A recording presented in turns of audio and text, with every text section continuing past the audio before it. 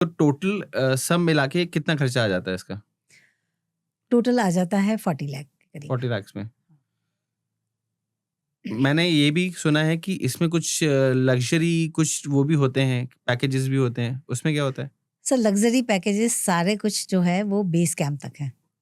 Base camp के अच्छा, बाद कोई लग्ज़री नहीं है। बेस कैंप के बाद कोई लग्ज़री नहीं है। उसके बाद तो आप हैं और आपके शेरपा हैं। आपके शेरपा हैं और पहाड़ है और प्रकृति है।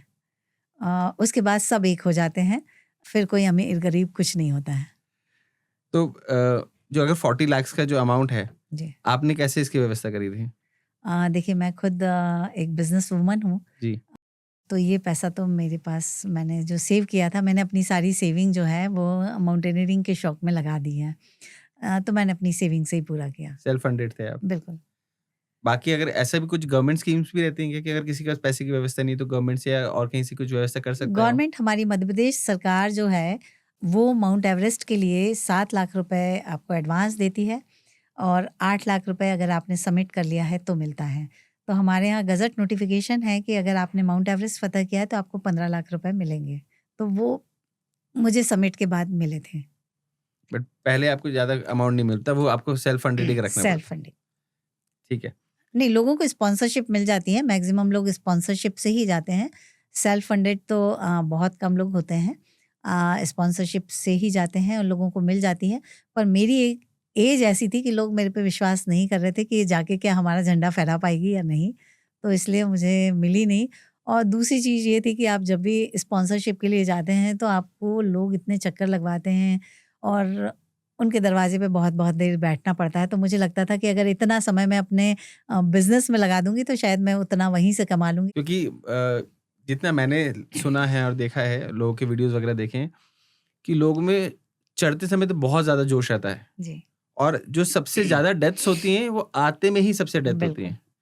और एक बड़ा अच्छा कोट भी मैंने लिख के रखा है कि गोइंग अप इज़ ऑप्शनल, जी, कमिंग बैक इज़ मैंडेटरी। बिल्कुल। तो बट ये लोग इस चीज़ को नहीं समझते हैं। मैंने इस पर भी काम किया। मैंने कैसे ये काम भी किया आपने पढ़ा, इस पे? मैंने इस पर ये काम किया कि लौटते टाइम क्यों डेथ हो रही है? लौटते टाइम इसलिए डेथ हो रही है कि क्योंकि आप 12 से 13 घंटे आपने समिट पे पहुँचने में लगाए हैं और आप कुछ खा पी नहीं पाए हैं। तो आपकी एनर्जी हो गई लो, आपके पास ऑक्सीजन भी कम है, तो आप रिकवर भी नहीं कर पा रहे हैं, थक आप गए हैं और लौटते समय ना आपके पास खाने के लिए है और शरीर ने भी साथ साथ नहीं दे रहा है। दे रहा है। इसके लिए मैंने तैयारियां की कि मैंने भूखे रह के एक्सरसाइज की, मैंने रनिंग किया। मेरा टारगेट रहता था कि आज 2 किलोमीटर बिना पानी पिए दौड़ूंगी, आज मैं 3 किलोमीटर, ऐसे करके धीरे धीरे धीरे करके मैंने 10 किलोमीटर पे अपना टारगेट को फिक्स किया था कि मैं 10 किलोमीटर सिर्फ सुबह एक गिलास पानी पी के जाऊंगी।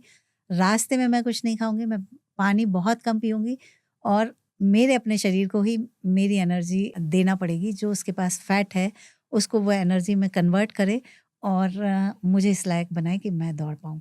तो इस तरह मैंने अपने शरीर को ट्रेन किया और मैं बहुत खुशी-खुशी लौटी थी। मुझे कोई एनर्जी मेरी लॉस नहीं हुई थी। देखे मैंने वीडियोज़ आपके जी, कि नीचे मतलब जो जब आप नीचे आए और आपके जो वीडियोज़ हैं, जी, कोई देख के नहीं कह सकता है कि आप एवरेज चढ़ के आ गए नीचे। बिल्कुल।